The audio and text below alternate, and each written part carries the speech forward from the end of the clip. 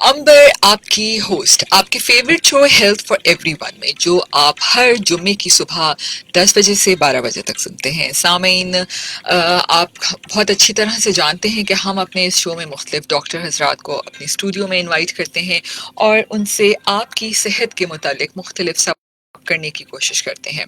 अगर आप भी हमसे कोई सवाल करना चाहें तो आप हमेशा की तरह हमें कॉल भी कर सकते हैं 021-111-000105 के ऊपर।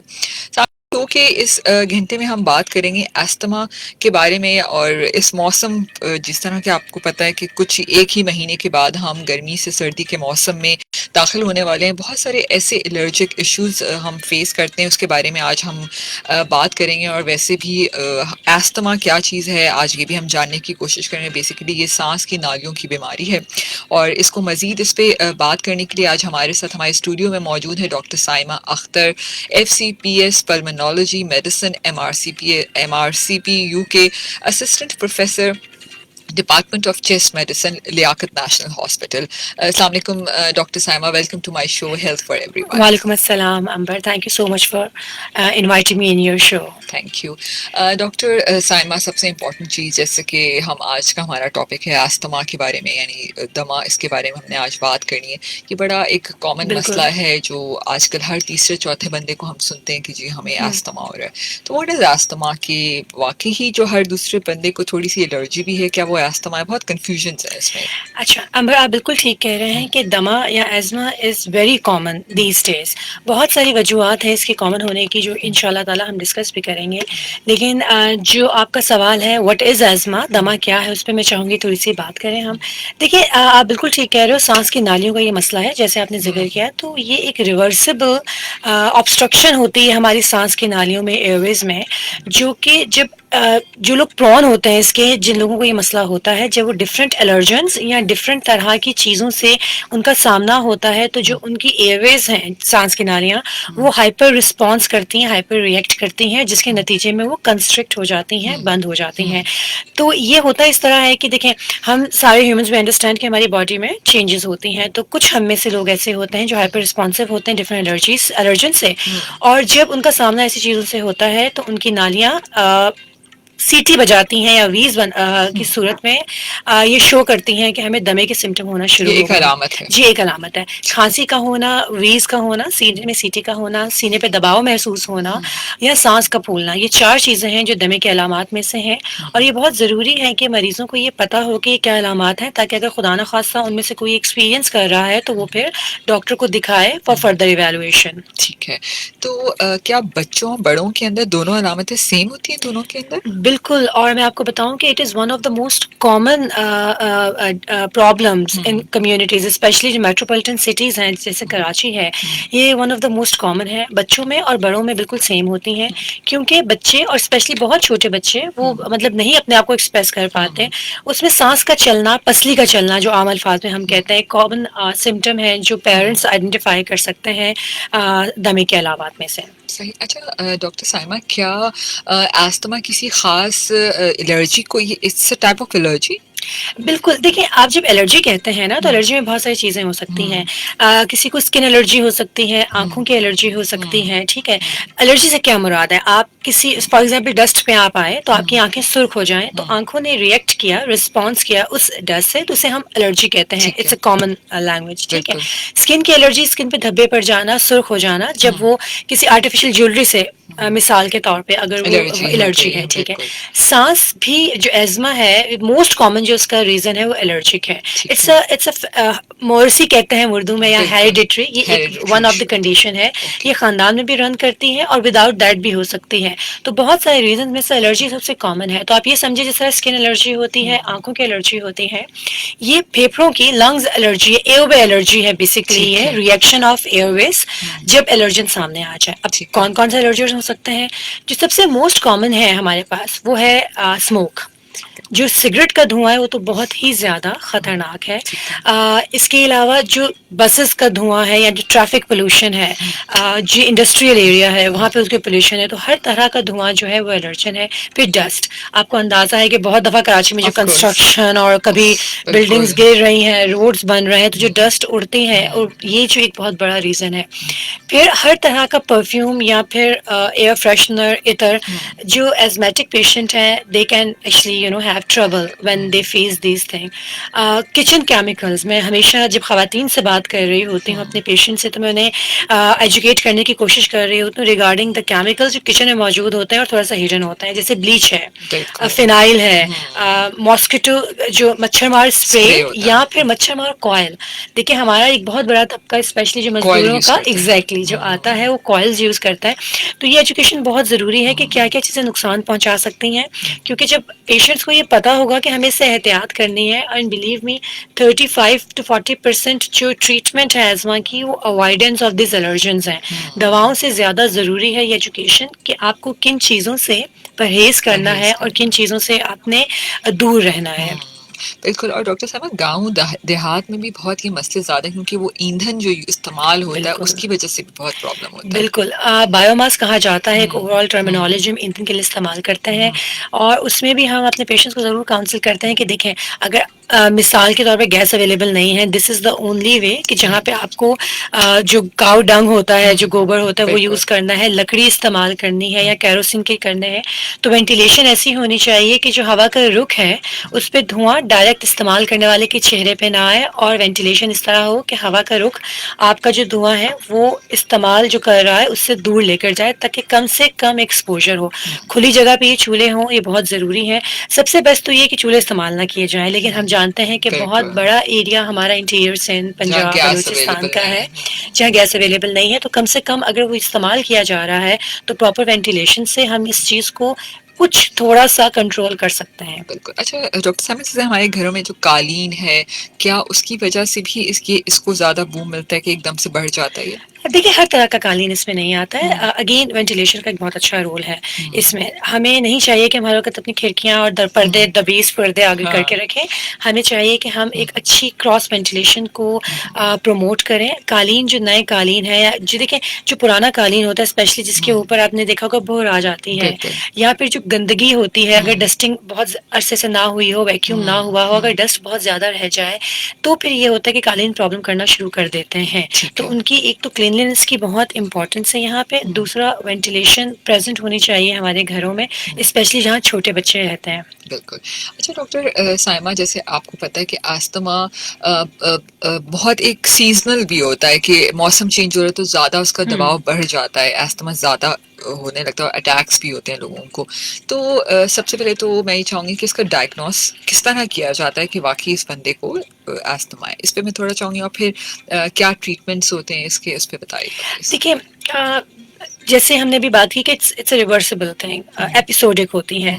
कुछ दिन बहुत अच्छे हैं और कुछ दिनों में मसला होगा। Very true. आपकी बात बिल्कुल ठीक है कि जब मौसम बदल रहा होता है तो उस ज़माने में मरीज़ ज़्यादा एक्सपीरियंस करता है, लेकिन इसके अलावा भी बीच में एपिसोड्स हो सकते हैं। तो अगर मरीज़ को कोई भी सिम्टम हो, जैसे हमने पहले डिस्कस किया, खांसी, सांस का फूलना, सीने में सीटी की सी आवाज़ आना या बोझ का सा महसूस होना, तो अपने डॉक्टर के पास ज़रूर जाएँ। हमारे पास डिफरेंट टेस्ट होते हैं जो हम करते हैं। एज़मा का जो डायग्नोसिस होता है मोस्टली हिस्ट्री बेस्ड होता है। जो पेशेंट हमें बताता है कि how he is experiencing the symptoms, हम उस बेसिस पे ही डायग्नोज करते हैं। टेस्ट भी होते हैं कुछ जो किए जाते हैं, उसमें पल्मोनरी फंक्शन टेस्ट होता है, जिसमें एक मशीन की मदद से हम देख रहे होते हैं कि कितनी हवा उसने ब्लो आउट की है, that can help us too. ठीक है। और हम बाकी टेस्ट कर रहे होते हैं ये मेक श्योर करने के लिए कि खुदा ना खास्ता कोई और बीमारी नहीं है। लेकिन एज़मा ज़्यादातर क्लिनिकल डायग्नोसिस है, और पेशेंट जब हमें अपनी हिस्ट्री बता रहा होता है, from that we have several tools within the history कि किस तरह पेशेंट को हमें एज़मा को डायग्नोज करना है। जहाँ तक ट्रीटमेंट की बात है, ट्रीटमेंट में बहुत ज़रूरी है कि एक तो मैं जैसे एजुकेशन आपसे कहा कि एजुकेशन पेशेंट की कि आपने किन किन चीज़ों को अवॉइड करना है, क्योंकि आपका आधा इलाज तो वही हो जाएगा जब आप उन चीज़ों से एलर्जन से जब आप एक्सपोज ही नहीं होंगे, देखें आपकी आंखों में एलर्जी क्यों होगी अगर डस्ट नहीं जाएगी तो, ठीक है ना, ट्रू। तो नॉर्मल रहेगा, लेकिन वो हाइपर रिस्पॉन्स करता है जब एलर्जेंस आए। तो सेम फॉर पेशेंट्स, एजुकेशन मरीजों की कि किन चीज़ों से उन्हें परहेज करना है is very important, number one. Number two, inhalers. अच्छा, इनहेलर्स पे मैं ज़रूर चाहूँगी कि हम आज बिल्कुल, के, हम बिल्कुल बात करेंगे बिल्कुल, इस पे बहुत ज़्यादा खौफ है कम्युनिटी में। कि हमें इसको इस्तेमाल नहीं करना एग्जैक्टली, चाहिए, और बुरा भी समझते हैं शायद लोग। बहुत ज्यादा समझते हैं कि आदत पड़ जाएगी। अच्छा, जो यंग लड़कियां हैं वो इसलिए इस्तेमाल नहीं करती कि बाद में हमारी इमेज का एक फैक्टर है।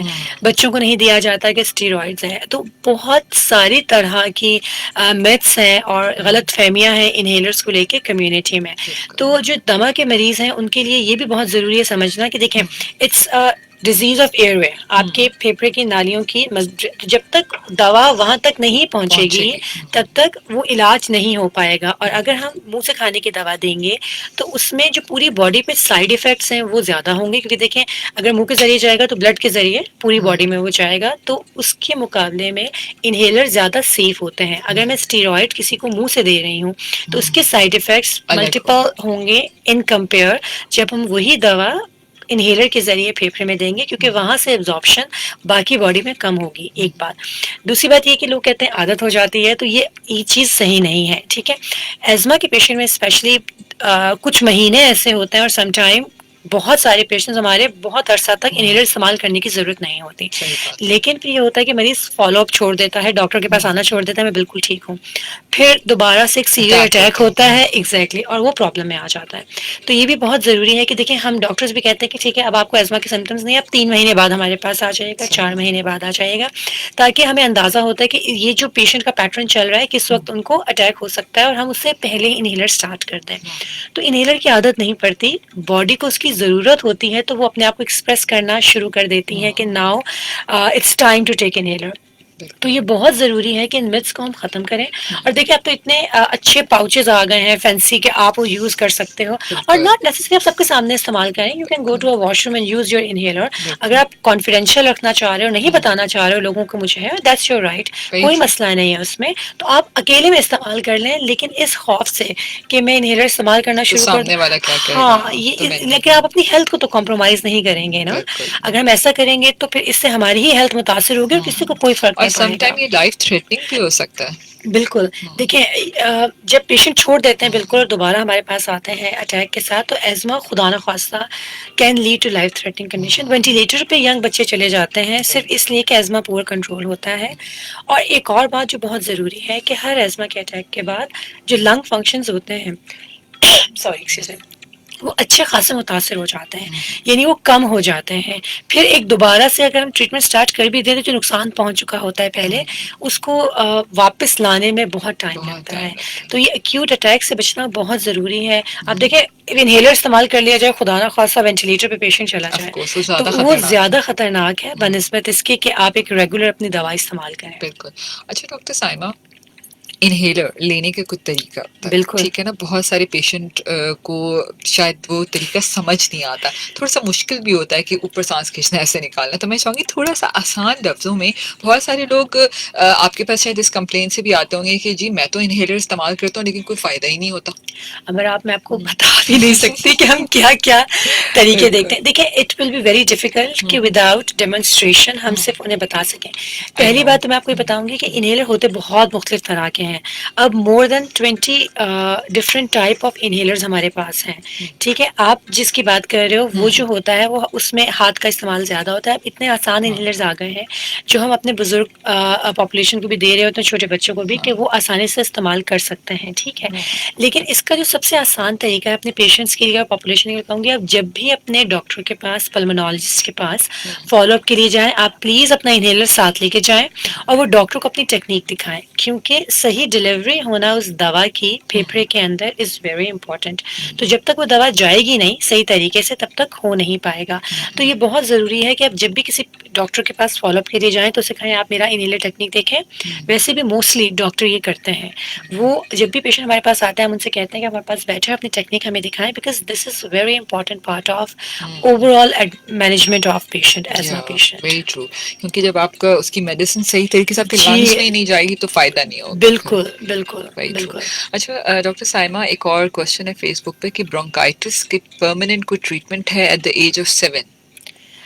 देखिए अ, ब्रोंकाइटिस को भी थोड़ा एक्सप्लेन भी कर दीजिएगा। ब्रोंकाइटिस, देखिए bronchitis again it's airway disease, ठीक है, it's very near to asthma, कि वो आपका जो आपके एयरवेज है उसमें प्रॉब्लम हो जाता है जिसकी वजह से हाइपर रिस्पॉन्स कर रहे होते हैं। परमानेंट ट्रीटमेंट हमसे अगर आप एस्मा की पूछें, ब्रोंकाइटिस की पूछें, सीओपीडी की पूछें कि एक दफ़ा कोई चीज़ दे दी जाए और क्योर हो जाए, तो ये इट्स नॉट पॉसिबल नहीं है। पॉसिबल। अब अगर एक मैं मिसाल देने के लिए आपसे उससे कह रही हूँ कि मैं किसी डायबिटिक पेशेंट से कहती हूँ कि मैं एक दवा आपको देती हूँ और डायबिटिक जड़ से खत्म हो जाएगी, तो it's not it's possible. Not possible. ठीक है, तो ये एक लाइफ लॉन्ग आपको उसकी अपनी लाइफस्टाइल मॉडिफिकेशन करनी पड़ती है।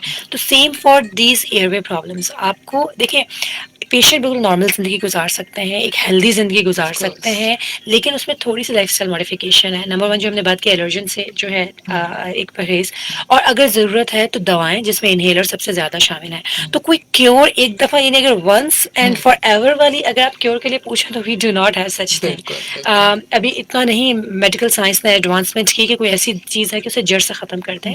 So this is a long procedure जिसमें आपको विद टाइम बहुत सारे स्टेप्स लेने होंगे। बिल्कुल। अच्छा डॉक्टर साहब, जैसे आपने ये भी बताया कि जैसे तंबाकू नोशी है या इससे भी आपकी ये चीज़ बढ़ सकती है, तो ऐसे और क्या क्या चीज़ वजूहात हैं जिसकी वजह से उसमें और बढ़ सकता है कि अगर कोई अस्थमा का पेशेंट है तो उसको इन चीज़ों को अवॉइड करना चाहिए हर किस्म से? और ठीक है। स्पेशली खाने पीने की मैं बात करूँगी कि क्या मौसम बदलते कुछ खाने पीने का भी ख्याल रखना चाहिए। वो कहते हैं ना आपका अस्थमा, तुम ये मत खाओ, ये नहीं करो, तो इस पे भी कोई पाबंदियां हैं? ये बहुत ही अच्छा क्वेश्चन आपने हम्म। पूछा है। देखिए जहाँ तक खाने पीने की बात है, कुछ लोग फूड एलर्जिक होते हैं, हम्म। ठीक है ना, certain component of hmm. Diet से उन्हें एलर्जी होती है जिससे उनकी प्रॉब्लम हो सकती है, जैसे नट्स से बच्चों को होती है। ठीक है। अगर तो उन्हें वो एलर्जीज हैं तो they should not have those food, बिल्कुल उन्हें मना होना चाहिए, क्योंकि खुदा न खास्ता उससे और बड़ा प्रॉब्लम हो सकता है। आपकी जो गले के पीछे की जगह है वो लाइफ थ्रेटनिंग वाली हद तक वो बंद हो सकती है, खुदा ना खास्ता। लेकिन अगर फूड एलर्जीज नहीं है तो फिर बहुत ज़्यादा सारी चीज़ें खाने पीने से कोई मसला नहीं होता है, ठीक है। हम्म। वो बहुत सारी जो एक चावल और दही, इन ये एक दोनों तो एक आई मीन सवाल भी आ गया कि जो है उस एक और चीज बताइए कि चावल खाने से अस्थमा बढ़ जाता यही आपसे है? हाँ। अब हमारे पास बेचारे जो पेशेंट्स हैं उनकी फैमिली उनकी चावल बंद कर देती है कि बलगम बनेगा, और दही बंद कर देती है कि इसमें वो होगा। अच्छा, मैं फिर वही बात रिपीट करूंगी कि देखें अगर फूड एलर्जीज नहीं है तो चावल बलगम नहीं बनाता है। बिल्कुल। आपका जो बच्चों को दही तो हम खाने ही नहीं देते खाने जी, ही नहीं मत देते, दो, नजला हो एग्जैक्टली रहा हाँ। है, रोक दो, चावल चावल मत खिलाओ। आर्टिफिशियल जो आपके फूड कलर्स हैं जो आपके जूसेस में होते हैं, आप समझ रहे हैं, जो डब्बे बिल्कुल। के जो होते हैं, और डिफरेंट चीजें होती हैं, हाँ आप वो बच्चों को ना दें बिकॉज उसमें ऐसे केमिकल्स होते हैं that can start the allergy and they are not healthy overall. Very true. वो नहीं देने चाहिए। लेकिन चावल और जो दही है, जो केला बाकी भी नहीं केला, खाने देते जी, ये रेशा पैदा करेगा। एक तो हमारे जो ऐसे बोलना नहीं चाहिए कि हम पुरानी अपनी हिस्ट्री में नाना दादा दादी से सुनते आ रहे हैं, नहीं जी केला नहीं देना, बंद कर दो बिल्कुल। नहीं, ये मैं फिर वही आपसे कहूँगी कि ये हेल्दी जो चीज़ें हैं, ये डेफ़िनेटली मिसकंसेप्शन ज़्यादा हैं, इसमें कुछ बहुत ज़्यादा ट्रुथ नहीं है। आपके जो फूड केमिकल्स हैं आर्टिफ़िशियल, उसको आपको परहेज़ करनी चाहिए, नहीं देना चाहिए, लेकिन बाकी सब चीज़ें ले सकते हैं। दूसरा जो आपने बात की अवॉइड करने की, इसमें ज़रा सा ये है कि कुछ ऑक्यूपेशंस जो हमारे हैं, जब ये टीनेजर्स आगे बढ़ते हैं और उनको एज़मा होता है और then they are selecting their occupations, some time ये होता है कि उनके अपने प्रोफेशन की वजह से उनके सिम्टम्स ख़राब हो जाते हैं। जिस तरह जहाँ पे स्पेशली क्वालिटी कंट्रोल, अभी मुझसे पहले आपने क्वालिटी की बात की, क्वालिटी बिल्कुल। कंट्रोल नहीं हो रहा होता, तो देखें जिस तरह आपका जो बेकरी है, बेकरी में आटा उड़ता है बहुत ज़्यादा, तो जो एजमेटिक पेशेंट हैं यस। उनके लिए बहुत नुकसानदेह है अगर वेंटिलेशन प्रॉपर नहीं है। टेक्सटाइल में जहाँ पे क्लोथ बन रहा होता है, बिल्कुल। धागा उड़ता है क्लोथिंग बहुत या ज़्यादा, एग्जैक्टली उसमें प्रॉब्लम हो टेक्सटाइल सकता है। इंडस्ट्री में। तीसरा जो आपका कलर्स वगैरह है, तो ऐसी सारी डाइंग इंडस्ट्री, वगैरह। डाइज वगैरह जो है, ऐसी सारी इंडस्ट्रीज जहाँ पे केमिकल्स का यूज़ है या डस्ट बहुत ज़्यादा है, जैसे मैकेनिकल इंजीनियर्स, सिविल इंजीनियर्स, अगर एजमा के पेशेंट्स हैं और वहाँ पे क्वालिटी कंट्रोल नहीं है, आपका आपका वर्क प्लेस पे आपकी वेंटिलेशन नहीं है, तो वो बहुत ज़्यादा प्रॉब्लम कर सकता है। डॉक्टर साहब एक कॉल लेते हैं जी, अस्सलाम श्योर। वालेकुम। वालेकुम अस्सलाम। जी मुझे मैडम से एक बात पूछनी थी कि एलर्जी जो हो रही है तो वो मतलब खाने पीने से हो जाती है। नहीं, आपका नाम क्या है, पहले अपना नाम बताइए। मेरा नाम मोहम्मद खान है, मैं हैदराबाद से बात कर रहा हूँ। हैदराबाद से। अच्छा, आपको खाने पीने से एलर्जी हो जाती है? अच्छा, मुझे एलर्जी जो होती है ना, तो पहले तो मुझे कभी कभी होती थी महीनों में कोई एक दफ़ा, अब तो मुझे मतलब हर चौथे पाँचवें दिन हो जाती है। वो एलर्जी जो जगह जगह जिस्म पे हो जाती है, फूल जाता है जिस्म, जैसे मतलब जिस्म जो चमड़ी है ना, ठीक वो है। थोड़ी थोड़ी सी ऐसे, मतलब ऐसे एलर्जी जैसे, अब मैं कैसे आपको समझाऊं, स्किन एलर्जी वो पे हो जाती, जल्द पे हो जाती है आपके? हाँ दिल से जो है ना, वो थोड़ी सी जो चमड़ी है ना, वो फूक जाती है कहाँ कहाँ पे, मतलब कहीं सॉरी। कहीं जगह पे ऐसे दबे दबे बन जी। जाते हैं। तो उसका क्या सोल्यूशन है, कोई इलाज है इसका, कोई नहीं? अच्छा, आपका नाम? अहमद, अहमद नाम था। अच्छा देखिए, मोहम्मद खान। मोहम्मद मोहम्मद खान, खान, सॉरी। सॉरी। अच्छा देखिए मोहम्मद खान, आप देखिए जैसे मैं अभी थोड़ी देर पहले बात कही थी कि ये आपकी स्किन की हाइपर रिस्पॉन्सिव है अच्छा, आपकी। आप फोन रखिए, डॉक्टर साइमा लाइव बताती हैं आपको। हाँ। जी। देखिए, इसमें आपका ये है कि आपकी जिल्द है, ये आपकी जिल्द बहुत सारी चीज़ों से यकीनन ये रिएक्ट कर रही है, एक रिस्पॉन्स कर रही है। इसमें सबसे ज़रूरी बात तो ये है कि देखिए आप किसी डॉक्टर को ज़रूर दिखाएं। आप कह रहे हैं बहुत फ्रीक्वेंट हो रहा है, कोई आर्टिफिशियल आइटम अगर आप पहनते हैं या फिर कोई ऐसी चीज़ है जो आपकी जिल्द को परेशान कर रही है, खाने तो पीने से भी शायद कह रहे हैं, हाँ, हाँ। आइडेंटिफिकेशन ऑफ एलर्जन बहुत ज़रूरी है एलर्जी के पेशेंट्स में, ठीक है। दूसरी बात है, ज़रूरी नहीं है कि हर जिल्द का मसला एलर्जी से हो, बहुत सारी और जिल्द की बीमारियां होती हैं जिसमें जिल्द का उतरना, धब्बों का पड़ जाना एक बहुत कॉमन होता है। तो एक तो मैं आपको ये मशवरा यहाँ पे दूंगी कि एक दफ़ा उसका फिजिकल एग्जाम करना बहुत ज़रूरी है, किसी भी डॉक्टर से जो अच्छा स्किन स्पेशलिस्ट अवेलेबल है आपके लोकल एरिया में। आप एक दफ़ा उन्हें दिखा दीजिए और इसे मेक श्योर कीजिए कि ये एलर्जी ही है जो आपकी स्किन को हो रही है, खुदा न खास्ता कोई और प्रॉब्लम तो नहीं है। फिर एक तो आपकी परहेज उन चीज़ों से जो आइडेंटिफाई करेंगे आपके साथ बैठ के, क्योंकि आपसे बात करेंगे। हमने आपसे अभी डिटेल नहीं पूछी, आपका प्रोफेशन क्या है, आपकी क्या कोई आप ऐसे हिस्ट्री। कॉस्मेटिक, हाँ जी बिल्कुल, आप ऐसे कोई कॉस्मेटिक एजेंट्स तो यूज नहीं कर रहे जिसकी जो आपकी स्किन को प्रॉब्लम कर रहे हैं, ठीक है। जो सेंटेड सोप्स होते हैं कभी कभी वो बहुत परफ्यूम प्रॉब्लम वाले कर रहे सोप्स, होते हैं, बिल्कुल। परफ्यूम है, इतर है। अच्छा, जो कपड़ा है जो आप पहनते हो, कुछ तरह के कपड़े ऐसे होते हैं जो स्किन को प्रॉब्लम कर सकते हैं। तो जो भी आपका डॉक्टर है पहले आपके साथ बैठ के सब डिस्कस करेगा और उसमें से जो भी आपकी चीज होगी जो आपकी स्किन को प्रॉब्लम कर रही है, अगर ये एलर्जिक प्रॉब्लम है तो पहले तो हम अब जो पहला मशवरा देंगे वो अवॉइड उस चीज को करना। ठीक क्योंकि है। मैं कोई भी आपको दवा दे दूं लेकिन अगर आप एक्सपोज रहेंगे, आपका ताल्लुक रहेगा उस चीज से, तो आपको प्रॉब्लम होगा, एक ये। दूसरा, इसकी क्रीम्स अवेलेबल होती हैं जो एक्टिव बीमारी को रोकती हैं, ज्यादातर वो स्टेरॉइड बेस्ड होती हैं, लेकिन वो लगाने से फिर आपकी इंशाल्लाह एलर्जी कंट्रोल हो जाएगी। एक और कॉल है डॉक्टर श्योर। साइमा जी, सलाम अलैकुम। हेलो, अस्सलाम वालेकुम। जी वालेकुम सलाम, कौन बात कर रहे हैं? एक मिनट में ये गाड़ी स्टार्ट करूँ। अस्सलाम वालेकुम, मैं रफीक बात कर रहा हूँ, क्या मानी? जी रफीक साहब, कोई सवाल करना चाहिए? ये मैं यही सवाल कर रहा था, माजरत के साथ, माशाल्लाह प्रोग्राम बहुत अच्छा चल रहा है। ठीक है। और ये कि ये एलर्जी एक है, खारिश की है। जब ठीक से है। हमने ये वैक्सीन लगाया, जरा प्लीज 2 मिनट आप हमें दे दीजिए, मैंने गाड़ी साइड खड़ी कर दी। जी जी जी। तो ये वैक्सीन जब से हमने फैमिली में लगाए हुए हैं, अल्हम्दुलिल्लाह दोनों डोज भी लगा चुके, तकरीबन 4 माह हुआ। लेकिन ये जो दूसरा डोज लगाया है तो हमारी पूरी फैमिली को एलर्जी हुआ है, कि मतलब ये तो खारिश। अब वो खारिश क्या है, इसके लिए हम हॉस्पिटल भी गए, ये चमड़ा अस्पताल भी है अपना रीगल सदर पे, वहाँ पे भी किया, ये पेस्ट्री में डॉक्टर खालिद के नाम से। उसके बाद उसने ट्यूब भी दिया, एलर्जी की गोलियां भी दिया, यानी हर किस्म की जो भी डॉक्टर ने बताया हमने वो इस्तेमाल किया, लेकिन फर्क नहीं आ रहा। ठीक है। जी। ठीक है, बहुत शुक्रिया आपकी कॉल करने के लिए। अच्छा, रफीक साहब, इस पे दो चीज़ें। पहली बात मैं ये क्लियर करना चाहूँगी, जो कोविड की वैक्सीन है, देखिए कोविड की वैक्सीन लगने के बाद कुछ अरसा हो सकता है किसी को सिम्टम्स हो फ्लू वगैरह के या कुछ एलर्जिक रिएक्शन हो जाए, लेकिन वो 4 महीने तक कंटिन्यूस नहीं रहेगा। मैंने इसलिए ये बात आपसे इस वक्त ऑनलाइन की है कि देखिए कोरोना पेंडेमिक में हम रह रहे हैं, तो वैक्सीन को लेकर अगर कोई मिथ्स हैं तो हम डॉक्टर्स गलत है कोशिश सब। कर रहे होते हैं उन मिथ्स को ख़त्म करने की, क्योंकि वैक्सीन का जो रोल है, जो इम्पोर्टेंस है, वो किसी भी मिथ की वजह से कम ना हो जाए। तो देखिए इस चीज़ को आप परेशान मत हो कि वो कोविड की वैक्सीन की वजह से आपको खारिश हो रही है। देखिए इसमें अगर आपने जो मुझे समझ में आई बात आपकी, आपने कहा पूरी फैमिली को हमारे ये एक साथ हो रही है। अगर पूरी फैमिली को आपके यहाँ पे हो रही है तो समटाइम घर पे अगेन मैं वही बात कहूँगी, एलर्जन ऐसे हो रहे होते हैं जो प्रॉब्लम कर रहे होते हैं, ठीक है। बहुत सारी बीमारियां हैं जो एलर्जी के अलावा भी स्किन पे होती हैं। आपको फिर अगेन एलर्जेंस को फाइंड आउट करके और उसको आप समझ रहे सिस्टम से दूर करना है ताकि आपको इससे प्रॉब्लम ना हो। बिल्कुल। अच्छा डॉक्टर साइमा, कुछ और भी फेसबुक पे सवाल आते हैं कि मेरी बेटी 4 साल की, उसको कोई आई थिंक ब्रोंकाइटिस का ही प्रॉब्लम है और एक लंग में बार बार इन्फेक्शन भी हो जाता है, तो क्या करें? अच्छा देखिए, अगर एक लंग में बार बार इन्फेक्शन हो रहा है तो ये सिर्फ एज़मा नहीं है, इसके लिए ज़रूरी है कि आप देखें कि देखिए बहुत सारे और अमराज भी हैं, बीमारियां हैं जिसकी वजह से बार बार इन्फेक्शन हो सकता है, ठीक है, उसको करना ज़रूरी है, एड्रेस करना ज़रूरी है। अगर डॉक्टर ने एज़मा या ब्रोंकाइटिस लेबल किया है तो एक तो जो उसकी रेगुलर मेडिकेशन है प्लीज़ वो ज़रूर लीजिए। छोटे बच्चों को, हम 4 साल की हैं क्योंकि वो तो नेबुलाइजर ज़्यादा दिए जाते हैं, इनहेलर शायद इतना छोटा बच्चा इस्तेमाल नहीं कर पाता, तो उसकी रेगुलर मेडिकेशन ज़रूर इस्तेमाल कीजिए। इनको आप किसी स्पेशलिस्ट को ज़रूर दिखाएं, उसका एक्सरे ज़रूर देखेंगे वो, ये देखने के लिए कि खुदा न खास्ता ब्रोंकिटिस या कोई और मर्ज तो नहीं है जिसकी वजह से इन्फेक्शन बार बार हो रहा है। तो ये बहुत ज़रूरी है इतने छोटे बच्चे को इन्फेक्शन के लिए इवेलुएट करवाना।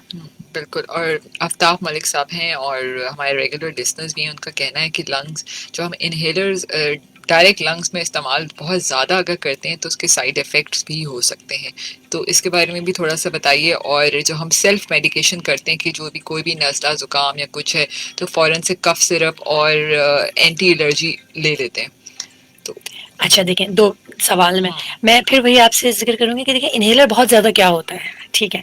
नंबर 1 आपको अपने डॉक्टर से एक अच्छे उस पे रहना पड़ेगा फ़ॉलो-अप पर कि कितने इन्हेलर की ज़रूरत है। कुछ लोगों का जिनका एज़मा कंट्रोल नहीं होता है, हम उन्हें मल्टीपल इन्हेलर्स दे रहे होते हैं और ज़्यादा दे रहे होते हैं, लेकिन वो ज़रूरत होती है, एज़ पर नीड वो डोज़ एडवाइस की जाती है, ठीक है। अगर वो ज़्यादा इन्हेलर की ज़रूरत है और आप नहीं लेंगे तो विद टाइम वो जो सख्ती है आपकी एयरवेज में या हाइपर रिस्पॉन्सिवनेस कह लें या उसे रिस्ट्रिक्शन कह लें, वो बढ़ जाएगी। और देखें शुरू में एज़मा एपिसोडिक होता है, लेकिन अगर अंडर ट्रीटमेंट हो पेशेंट की तो विद टाइम वो परमानेंट हो सकता है। तो इसका मतलब है शायद शुरू की ट्रीटमेंट के बाद ऐसा हो सकता था कि बीच में इन्हेलर गैप आ जाए, अगर नहीं होगा ट्रीटमेंट तो इन्हेलर मुसलसल इस्तेमाल करने पड़ेंगे। तो इसलिए अगर आपको ज़रा सा भी शुबा है कि कोई ज़्यादा इन्हेलर इस्तेमाल कर रहा है तो अपने डॉक्टर से आप एक दफ़ा ज़रूर रुजू कीजिए, वो आपकी डोज को ठीक कर देंगे। और ज़्यादा मैं फिर वही कहूँगी कि अगर मुंह से दवा लेंगे तो उसके साइड इफेक्ट ज़्यादा है इन्हेलर से, क्योंकि दवा सिर्फ मिनिमम क्वांटिटी जाती होगी एग्जैक्टली मिनिमम माइक्रोग्राम्स में हम बात कर रहे होते हैं, वो लंग में जाती हैं और वहां से लंग्स को फायदा ज्यादा पहुंचता है, बाकी बॉडी में वो कम जाता है।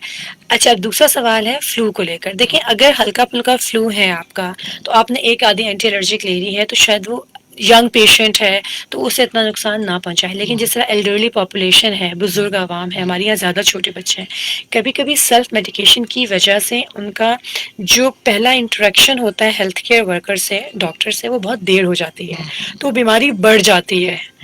तो इस वजह से फिर उनकी फिर दवाएं भी ज़्यादा देना पड़ता है और अक्सर हॉस्पिटलाइजेशन करनी पड़ती हैं। तो ये सेल्फ मेडिकेशन का जो एक बहुत, स्पेशली कोविड में भी हमने देखा, जो लोग खुद घर पे कोविड मैनेज करते रहे वो फिर इंतहाई सीरियस हालत में आते हैं। अब तो डॉक्टर्स टेली मेडिसिन कर रहे हैं बिकॉज कि आप लोगों को अननेसेसरी हॉस्पिटल्स में ना आना पड़े, लेकिन अच्छा ये होता है कि आप एक इंटरेक्शन डॉक्टर से जल्दी कर लें फॉर एनी डिजीज, ताकि खुदा ना खासा सीवियरिटी ना हो। बिल्कुल। अच्छा डॉक्टर साइमा, अभी जैसे मौसम चेंज होने वाला है तो यूजली मैं शोज़ करती हूँ तो बहुत से लोग मुझे मैसेज करके मेरा पोस्ट देख के बोलते हैं कि जैसे छोटे बच्चों की हम बात करें, मतलब 1 साल से 5 साल की उम्र तक, तो मौसम बदलते क्या होता है, नज़ला बह रहा है, छींकें आ रही हैं, गला ख़राब हो रहा है बिला वजह, मतलब बिल्कुल सब कुछ ठीक है लेकिन कंटिन्यूस बार बार हो रहा है। स्पेशली हम स्कूल गोइंग बच्चों की बात करें जो छोटी उम्र में 3 साल की उम्र में जा रहे होते हैं, इम्यून सिस्टम भी वीक होता है थोड़ा, तो हर चौथे दिन माँ की एक शिकायत होती है यार फिर नज़ला शुरू हो गया, अभी तो ठीक हुआ था। तो थोड़ा सा इस वाले मौसम में जो चेंज हो रहा है, कभी सर्दी कभी गर्मी, तो कैसे इन बच्चों की थोड़ी सी हिफाजत करें? देखिए अभी तो in the way of Covid and even without Covid, सर्दियों में आपके डिफरेंट फ्लू वायरसेस कम्युनिटी में आ जाते हैं टेम्परेचर के चेंज की वजह से। और डिफरेंट स्कूल गोइंग बच्चे जो होते हैं, स्पेशली छोटे बच्चे होते हैं 3 से 5 साल की उम्र के, वो उनका इंटरेक्शन हो रहा था अपने फेलो से। अब वो ये होता है किसी एक बच्चे को अगर फ्लू हो रहा है पुअर हैंड हाइजीन की वजह से, क्योंकि आप इन बच्चों को जितना भी समझा लें कि देखिए आपने अगर अपना नाक या चेहरा साफ किया है तो you need to clean your hand, your wash your hand. अच्छा, it's a very high time कि आप अपने बच्चों को ये परमानेंट ये एक हैबिट डालें, क्योंकि देखिए corona is one of the bug जो कि ये कर रहा है। अगर किसी भी बच्चे को फ्लू है, वैसे भी तो फ्लू हमेशा कंटेजियस होता है। कहने का मकसद ये, अगर मैं इस वक्त आपके साथ बैठी हुई हूँ और मुझे फ्लू है तो वो आप तक ट्रांसमिट हो सकता है विद द एयर। और स्पेशली इसमें हैंड हाइजीन अगर नहीं होगी और मैं उसे प्रॉपर्ली साफ नहीं करूंगी तो दूसरा कैच कर लेगा। तो स्कूल गोइंग बच्चों का तो ये मसला होता है कि आप आप एक दफ़ा फ्लू से ठीक हुआ, फिर वो एक्सपोज़ हो गए, फिर दोबारा उन्हें हो गया, फिर वो एक्सपोज़ हो गए, तो उन्हें दोबारा हो गया।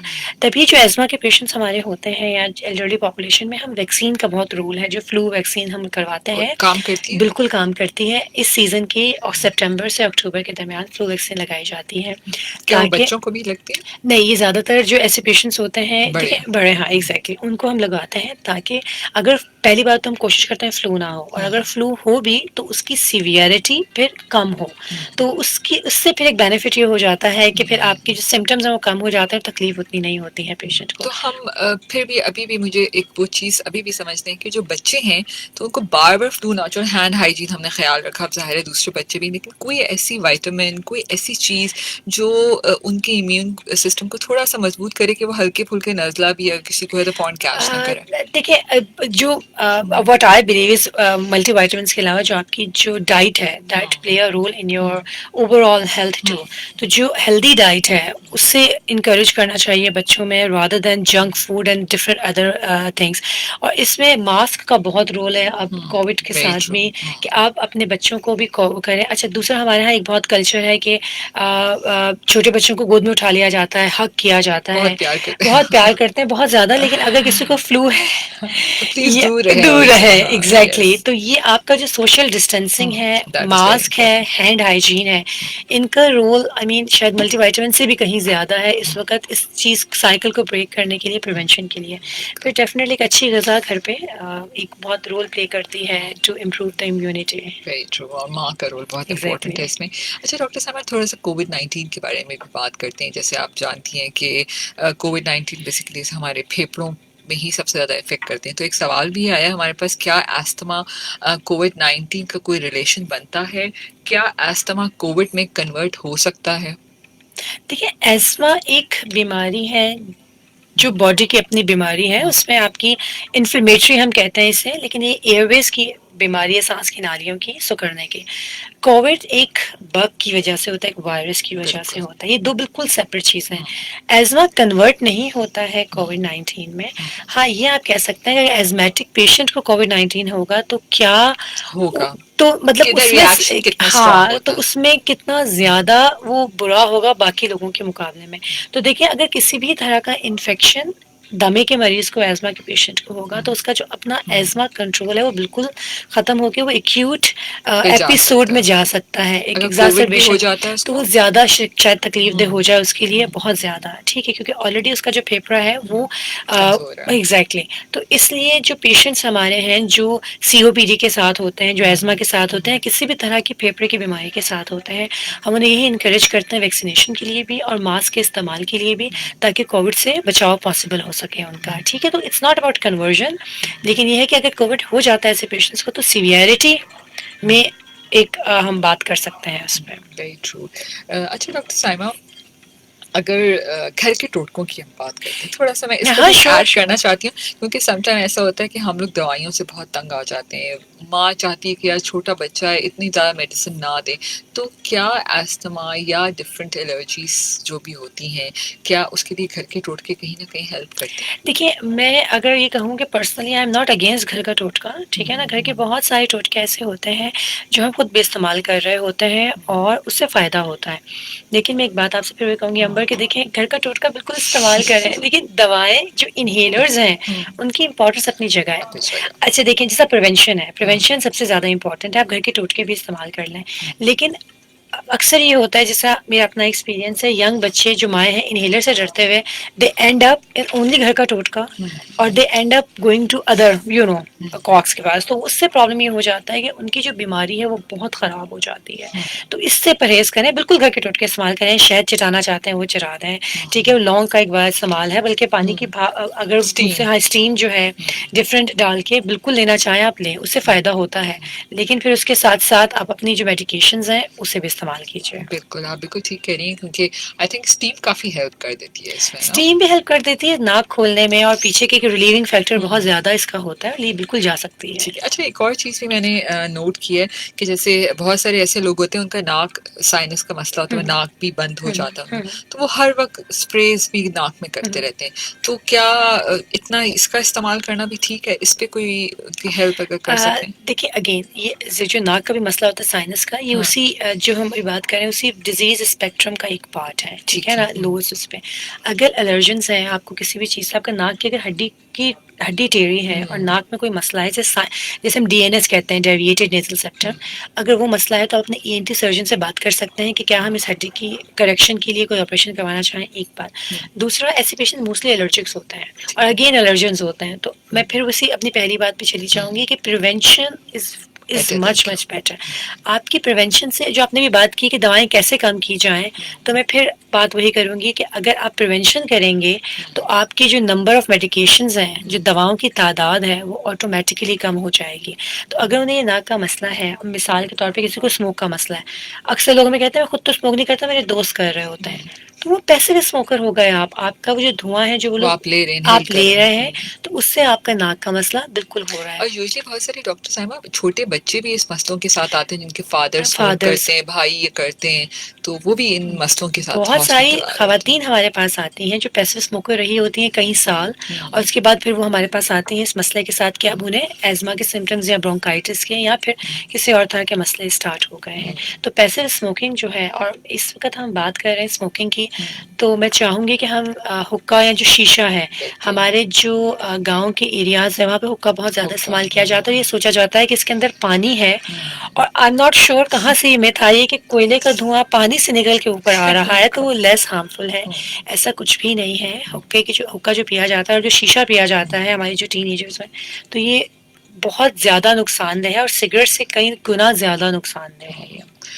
फायजा मोहसिन का फिर सवाल है कि वही जिनको ब्रोंकाइटिस का ब्रोंकाइटिस जी। का मसला है कि उसकी भूख भी खत्म होते जा रही है, लेकिन वो पल्मोनोलॉजिस्ट के साथ प्रॉपर फॉलोअप में भी रहती है, लेकिन जी। कोई फायदा नहीं हो रहा है। ये क्या बहुत करें? ही लेस मेरे पास इंफॉर्मेशन है हम्म। कुछ भी कमेंट करने के लिए। तो आई थिंक इट्स बेटर कि अगर वो आपको दिखाना भी चाहें अगर तो वो लियाकत बिल्कुल नेशनल में आप कब ओपीडी थी बता दीजिए, आपको दिखा देंगे आके। मेरी ट्यूसडेज और थर्सडेज को दोपहर में ओपीडी होती है 2 to ठीक है, 4, और सैटरडेज को मैं ठीक मॉर्निंग में होती हूँ 9 ठीक है, आफ्टरवर्ड, ठीक है। ठीक है। हम देखिए इसमें क्योंकि हमें इन्फॉर्मेशन पूरी चाहिए होती है टू सजेस्ट एनी पेशेंट कि उन्हें हम क्या ट्रीटमेंट दे सकें, क्योंकि अधूरी इन्फॉर्मेशन देने पे फिर अगेन हम खुदा न खास्ता नुकसान ना पहुंचाएं। इसमें अगर देखिए बार बार अगर ब्रोंकाइटिस का एपिसोड हो रहा है, बार बार इन्फेक्शन हो रहा है, तो उस पेशेंट को, जैसे अब हम इसे दमे से ज़्यादा हम एक एक्सरे ज़रूर करके देखेंगे कि कोई और बीमारी तो नहीं है उस मरीज़ को जिसको हम ट्रीट ना कर रहे हों और सिर्फ दमे का ट्रीटमेंट दे रहे हों। तो ये बहुत ज़रूरी है पेशेंट को प्रॉपरली एवेलुएट करना बिफोर आप समझ रहे हो मेडिसिन देने से, और स्पेशली ऐसा केस जो कि ऑलरेडी कोई और देख रहा है, तो उसमें ये होता है कि कुछ मतलब एक पूरी डिटेल चाहिए होती है तफसील से हमें कुछ कमेंट करने के बिल्कुल। लिए। अच्छा डॉक्टर साइमा, अगर हम बच्चों की बात करते हैं तो सर्दियों में बच्चों को इन्फेक्शन ज़्यादा होने के चांसेस हो जाते हैं, तो एंटीबायोटिक का इस्तेमाल, ठीक है, इसमें मैं थोड़ी सी बात करना चाहूँगी कि बच्चे को चेस्ट कंजेशन है, ठीक है, तो आपने फ़ौरन से एंटीबायोटिक, हम सेल्फ मेडिकेशन भी करते हैं, खुद से शुरू कर देते हैं जी दे दें और ठीक हो जाएगा, इसके ऊपर प्लीज़ थोड़ा सा गाइड कीजिएगा कि कब बच्चे को वाकई ही एंटीबायोटिक की ज़रूरत होती है, डॉक्टर का मशवरा इसमें कितना इंपॉर्टेंट है। अच्छा देखिए, पहली बात तो ये कि एंटीबायोटिक्स बहुत ज़्यादा ओवर यूज़ होती है हमारे पास। फ्लू जो है इट्स अ वायरल प्रॉब्लम, वो अपना टाइम लेगा और ख़त्म होगा। जब किसी को फ्लू हो रहा होता है तो नज़ला फ्लू इज द नज़ला, सेम थिंग। हाँ जी, अच्छा, ऑलमोस्ट। ओके। अब वो नज़ला हुआ क्यों है? Most of the time viral होता है, जिसमें हम हाइड्रेशन को इनकरेज कर रहे होते हैं, एंटी एलर्जिक्स दे रहे होते हैं, या फिर दर्द को कम करने की दर्द की दवा दे रहे होते हैं। लेकिन अगर ये बैक्टीरियल हो, अगर हमें लगता है तो फिर हम उन्हें एंटीबायोटिक्स देते हैं। अननेसेसरी इस्तेमाल बच्चों में एंटीबायोटिक्स का खुदा न खास्ता ऐसे बैक्टीरिया प्रोड्यूस कर देता है जो रेजिस्टेंट होते हैं सिंपल एंटीबायोटिक्स से, और फिर उन्हें बहुत बड़ी बड़ी दवाएं देना पड़ती हैं। तो मैं बहुत ज़्यादा डिस्करेज करूँगी पेरेंट्स को कि प्लीज़ अपने बच्चों को अननेसेसरी एंटीबायोटिक्स ना दें। किस वक्त एंटीबायोटिक देनी चाहिए ये ज़रूर डॉक्टर से मशवरा करना चाहिए, अगर वो मशवरा दे तो हमें देनी चाहिए, वरना नहीं देनी चाहिए एंटीबायोटिक्स। तो सेल्फ मेडिकेशन में जहाँ तक एंटी एलर्जी तक लेना है वो ठीक है, कॉफ सिरप तो चले एक्सेप्टेबल हम कह सकते हैं, लेकिन एंटीबायोटिक्स खुद मत शुरू करें, उससे पहले प्लीज़ किसी डॉक्टर से आप ज़रूर वो कर लीजिए। बिल्कुल। फ़ाइज़ा मोहसिन, आप डॉक्टर साइमा को लियाकत नेशनल में प्लीज़ आके ज़रूर दिखा दीजिए, ठीक है? जितना जवाब उन्होंने देना था उससे ज़्यादा इस पे एक्सप्लेन नहीं कर सकते जब तक बच्चे को एग्जामिन ना किया जाए, ठीक है? आपकी कोई पिछली रिपोर्ट्स हैं तो वो लेके भी आप चले जाएं बिल्कुल। डॉक्टर साइमा के पास, ठीक है? तो वो आपको फिर मज़ीद डिटेल में बता सकती हैं, किसी मज़ीद और टेस्ट की तो नहीं ज़रूरत है आपको, ठीक है साइमा, और सॉरी फ़ाइज़ा जी। अच्छा डॉक्टर साइमा, अगर हम कोविड-19 की बात करते हैं तो कोविड नमूनिया के बारे में मैं थोड़ा सा जानना चाहती हूँ। तो अच्छा। कि जैसे नॉर्मल कोविड आम बहुत सारे लोगों पे इतना इफेक्ट नहीं करता और 15 दिन में वो आराम से रिकवर कर जाते हैं। कुछ लोग कोविड नमूनिया का शिकार हो जाते हैं जो मुश्किल में भी आ जाते हैं। तो क्या फ़र्क होता है दोनों में? देखिए, कोविड एक ऐसी बीमारी है जो कि start from no symptoms going up to very bad pneumonia, ठीक है? अब किसको कोविड ज़्यादा इफेक्ट करेगा, किसको कम इफेक्ट करेगा, इस पे बहुत सारी अभी रिसर्चेस हो रही हैं, बिकॉज एक नई बीमारी है, लेकिन इतनी अंडरस्टैंडिंग है कि जो एल्डरली पॉपुलेशन है, जिनकी एज ज़्यादा है या जिनको दूसरी बीमारियां हैं, जैसे उनको COPD है, उनको डायबिटीज़ है या दिल का कोई मसला है, तो उन लोगों पे कोविड जो है वो ज़्यादा सीरियस फॉर्म में आएगा मुकाबलतन यंग लोगों के जिनको पीछे कुछ साथ बीमारी नहीं है, ठीक है? लेकिन मैं फिर आपसे कहूँगी कि जहाँ तक कोविड नमूनिया की बात है, बहुत सारे यंग लोगों को भी हमने बहुत सीवियर नमूनिया होते हुए देखा है, ठीक है?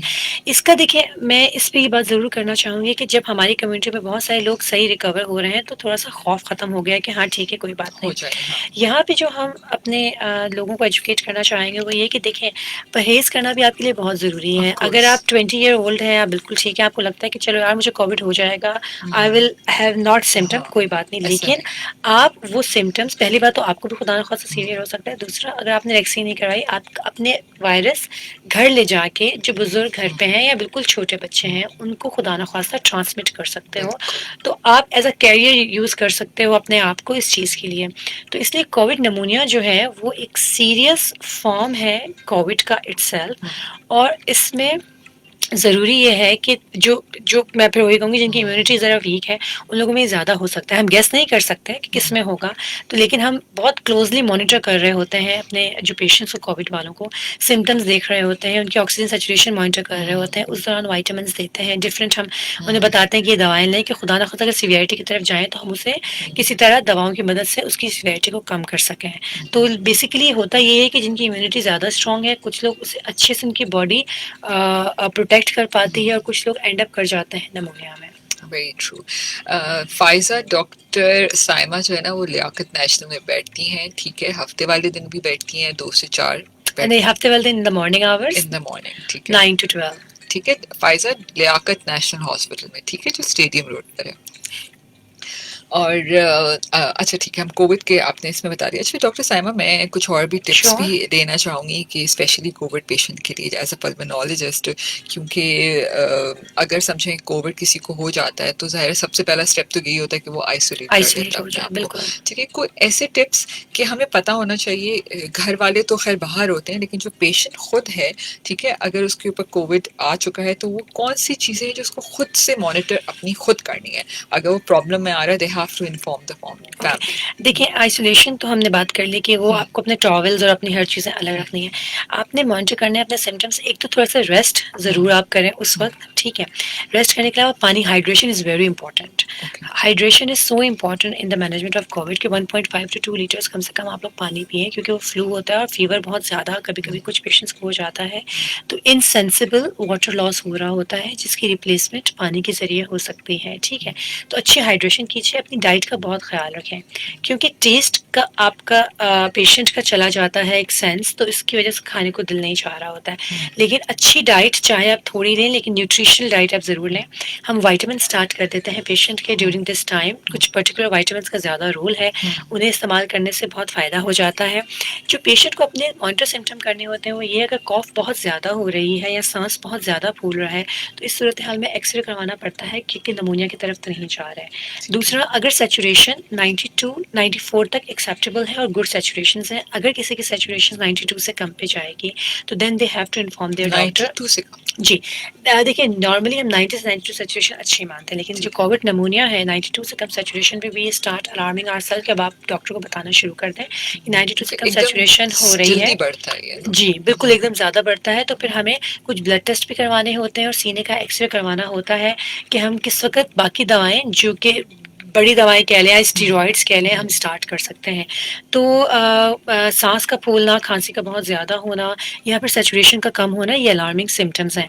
बुखार होता है और बुखार की हम अगर बुखार 2 से 3 दिन के बाद भी रहे तो बेहतर होता है कि आप डिस्कस कर लें कि क्यों ख़त्म नहीं हो रहा है, क्योंकि हो सकता है कि कोई और प्रॉब्लम साथ हो जाए इसमें। ठीक है। अच्छा डॉक्टर साहिबा, आइसोलेशन कब खत्म कर देनी चाहिए, इस पे बताइए। ये डिफरेंट उस पे है, अगर फॉर एग्जांपल सिम्टम्स पे है।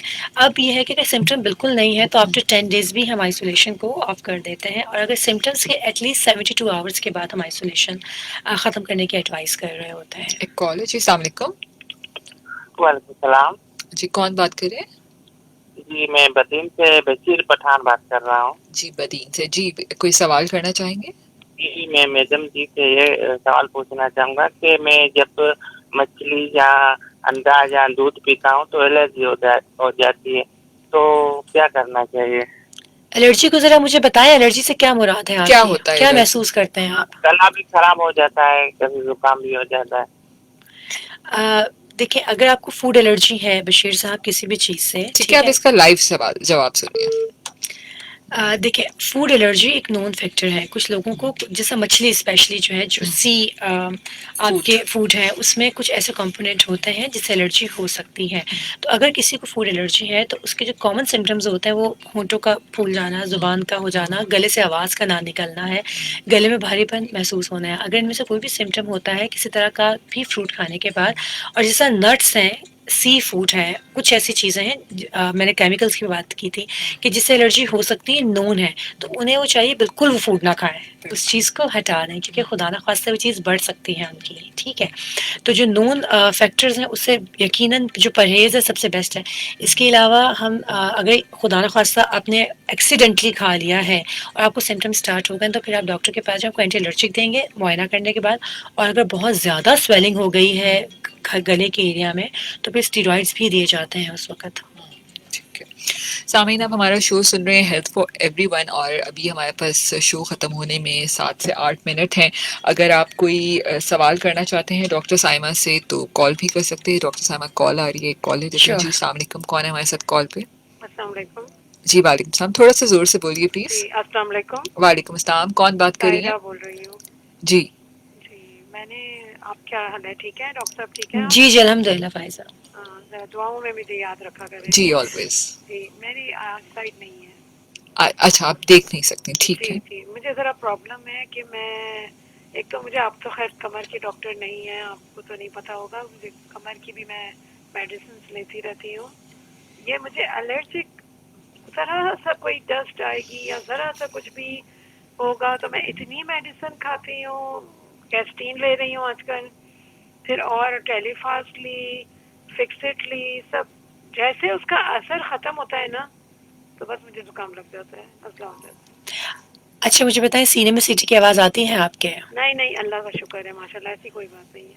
अच्छा ठीक है। कोई स्मेल होगी परफ्यूम की, कुछ भी होगा, मतलब ज़रूर मुझे, जब से मैंने ये सेकंड वैक्सीन लगाई है ना तब से मुझे ज़्यादा शुरू हो गया है, रुक जाता है, बंद हो जाता है। और ये है कि जो, सॉरी मैं भूल गई हूँ आपका, हाँ, फ्लू शॉट का मैं वैक्सीन लगवाती हूँ, वो इस दफ़ा आया ही नहीं अभी तक, पता नहीं क्या हो। कभी थोड़ा टाइम हो जाता है, क्योंकि देखें आपको अंदाजा है कि काफी फर्क पड़ जाता है। ठीक है फायजा, फिर ऑनलाइन आप लाइव जवाब सुनिए डॉक्टर साइमा का, ठीक है? थैंक यू कॉल करने का। अगेन देखिए, मैं आपसे कहूँगी, देखिए फ्लू का जो शॉट है कभी कभी आने में देर हो जाती है, लेकिन ये सितंबर से अक्टूबर के दरमियान अवेलेबल होता है। और आप बिल्कुल ठीक कह रही हैं फायजा कि आपने अगर फ्लू का शॉट लगवाएंगे इंशाल्लाह ताला तो वही जो हम बात कर रहे थे कि फ्लू वायरस की जो सीवियरिटी है वो कम हो जाती है, तभी आपको वो कम, आप सिम्टम्स कम महसूस करते हैं। तो आप बिल्कुल ठीक करती हैं, आपको फ्लू वैक्सीन की ज़रूरत है, आप लगवाती हैं। जहाँ तक बात है आपकी एलर्जी के सिम्टम्स का, देखें ज़्यादा ओवर मेडिकेशंस की बेहतर है कि आप उस चीज़ों से परहेज़ कीजिए। जो हमने बात की, अगर आपको परफ्यूम से प्रॉब्लम होता है, तो आपके जो घर में भी लोग रहते हैं, अगर आप खुद नहीं भी इस्तेमाल करती, तो उन्हें ये चाहिए कि वो घर से बाहर निकल कर या जिस कमरे में आप मौजूद हैं, वहाँ परफ्यूम मत इस्तेमाल करें। अगर आपको एयर फ्रेशनर से प्रॉब्लम है, तो आप वो मत इस्तेमाल कीजिए। जिस जगह पे झाड़ू हो रहा है, आप उस जगह से उठ के कहीं और चले जाएँ ताकि डस्ट ना आए। तो ये थोड़ा-सा लाइफ़स्टाइल मॉडिफ़िकेशन करने से होपफुली आपके सिम्पटम्स बेहतर हो जाएँगे और आपको बहुत सारी एंटी एलर्जिक्स नहीं लेना पड़ेंगी। क्योंकि देखिए आप अगर मैं कोई भी मेडिसिन आपको दे दूं, लेकिन आप अपने एलर्जेंस जिनसे आपकी बॉडी रिस्पॉन्स कर रही है, हाइपर रिस्पॉन्सिवनेस शो कर रही है, अगर आप मुसलसल उससे एक्सपोज होती रहेंगी, आप जितनी भी दवाएं लेंगी, आपके सिम्टम्स कंट्रोल नहीं होंगे। आपको पहले उन्हें बंद करना होगा। अब डायबिटिक पेशेंट का है, मैं मिठाई तो खाता रहूंगा, लेकिन लेकिन अब गोली हाँ, असर नहीं असर करेगी। नहीं कर रही, तो ये वो वाली बात है। तो आपको उन एलर्जेंस से पहले परहेज करना होगी और उसके बाद फिर मेडिकेशन। बिल्कुल। और डॉक्टर साहब ये बहुत बड़ा अलमिया है, एक के बाद दूसरी गोली, दूसरी ये असर नहीं करी तो तीसरी, तो हम सेल्फ मेडिकेशन कर करके मैं अपना बेड़ा गर्क कर लेती हूँ। बिल्कुल, बिल्कुल, और ये बहुत इम्पोर्टेंट है। देखिए अगेन हमारे लिए भी शायद लाइफ़स्टाइल मॉडिफ़िकेशन करना मुश्किल हो जाता है, दवा लेना शायद आसान होता है। तो वो हम ले लेते हैं और अब जो इम्पोर्टेंट पार्ट है जो डिज़ीज़ का, वो भूल जाते हैं कि हमें उससे कंट्रोल करना है और उससे बचाव करना और है। डॉक्टर साइमा, मैं यहाँ पर ना फिर भी कहना चाहूँगी कि अगर आपको हल्का फुल्का नज़ला ये हो रहा है तो कोई यखनी पी लीजिए, कोई सूप पी पी लीजिए, लीजिए। थोड़ा सा जोशानदा पी लीजिए, थोड़ी सी ऐसी चीज़ें भी कर लें। एंटीबायोटिक ना यूज़ करें हाँ बस ठीक है, और बार बार एंटी एलर्जीज भी ना खाएं, ठीक है ना। आप खुद बताएं ना, हर वक्त चले एक दफा खा ली, अब हर दूसरे दिन एंटी एलर्जी, हर चीज अपने आप को आदी बना लेते हैं। और नहीं, इस पे देखिए अंबर, अगर आपको इतना ज़्यादा फ्लू हो रहा है, तो you need to see a doctor to get yourself evaluated. आपको अपने आप को मुआयना करवाना होगा, कहीं आपको दवा या कोई ऐसी चीज़ तो नहीं है जो कि गलत हो रही है और आइडेंटिफाई नहीं हो पा रही है, उसका प्रॉपर इलाज। एक और कॉल हाँ, जी, श्योर। अस्सलाम वालेकुम। जी वालेकुम अस्सलाम। थोड़ा सा तो जोर से डॉक्टर बोलिएगा प्लीज। जी, मैं शाहिदा बात कर रही हूँ जी शाहिदा। कराची से। मैं पहले भी आपके शो में बात करती हूँ और मुझे एलर्जी दमा है, लेकिन है भी काफी टाइम से, 12-13 साल समझ लें, इससे भी ज्यादा। और ये कहते हैं कि भाई एलर्जी दमे का या दमे का कोई इलाज नहीं है। तो ये जो अभी डॉक्टर साहब बता रही हैं कि भाई इसकी हर साल वैक्सीन होती है, तो आप मुझे उस वैक्सीन का नाम बता देंगे कि जो अभी भी मुझे थोड़ी सांस हुई है और बहुत मतलब थी, तो वो एक छोटा सा टीका आता है, वो फिर मैंने लगवाया और सांस की गोली वोली खाई से थोड़ा भी फर्क है। इनहेलर्स भी लेती हैं? नहीं, वो नहीं मैंने दी। ठीक है, ओके, ठीक तो है जी। मैं ऑनलाइन सुन लेती हूँ हाँ आपकी प्लीज बात। जी। तो आप बता दीजिएगा कि हर साल कौन सा ऐसा टीका वैक्सीन लगवाऊं कि जिससे मुझे सांस में फर्क हो। मुझे जैसे खानदानी हमारा दमा है। ओके, हमारे पास सिर्फ 2 मिनट है डॉक्टर जी, साइमा। अच्छा शायदा, मैं सिर्फ बहुत मुख्तसर आपसे बात कहूँगी, वो ये कि देखें, पहली बात तो ये है कि ये कहना कि कोई इलाज नहीं है, एक बड़ा डिसअपॉइंटेड स्टेटमेंट है। मैं ये कहना चाहूँगी, इलाज बिल्कुल मौजूद है इस बीमारी का। ये बीमारी वेल कंट्रोल हो सकती है विद प्रॉपर मेडिकेशन। अगर आप दवाएं ठीक लेंगी, आपकी दवा वेल कंट्रोल हो जाएगी। जड़ से ख़त्म नहीं होती है ये बीमारी, लेकिन बहुत अच्छा वेल कंट्रोल इलाज हो सकता है। इनहेलर्स के बगैर आपका दमा कंट्रोल नहीं होगा। आपसे मेरी अगर बात हो, अगर आप सुन रही हैं, इनहेलर्स के बगैर सिर्फ मुंह से खाने की दवाएं खाने से आपका दमा कंट्रोल नहीं होगा, आपको इनहेलर्स लेने पड़ेंगे। मैं फ्लू शॉट की बात करी थी। फ्लू शॉट इंशाल्लाह आपको फ्लू से बचाएगा, जिसकी वजह से सीवियरिटी ऑफ फ्लू कम हो जाएगा और सिम्टम्स इंशाल्लाह आपके बेहतर हो जाएंगे। लेकिन आपको दमे की प्रॉपर मैनेजमेंट करवानी पड़ेगी ताकि आपका सांस ना फूले।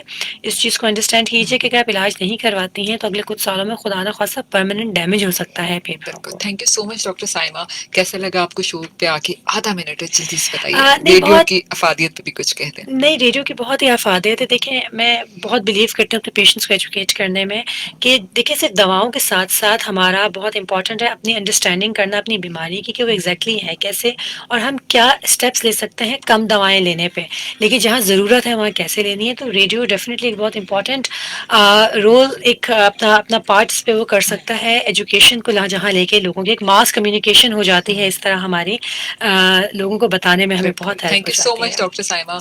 और इंशाल्लाह फिर मजीद आपसे नेक्स्ट शोज में और भी हम प्लान इंशाल्लाह। करेंगे। सामीन, आपका भी बहुत बहुत शुक्रिया। बस आखिर में एक ही पैगाम है, कोविड-19 है, अपने सेहत का बहुत ख्याल रखिए, एसओपीज को प्लीज फॉलो कीजिए, मास्क पहनिए, हाथ धोइए बार बार, एक सोशल डिस्टेंस जरूर मेंटेन कीजिए।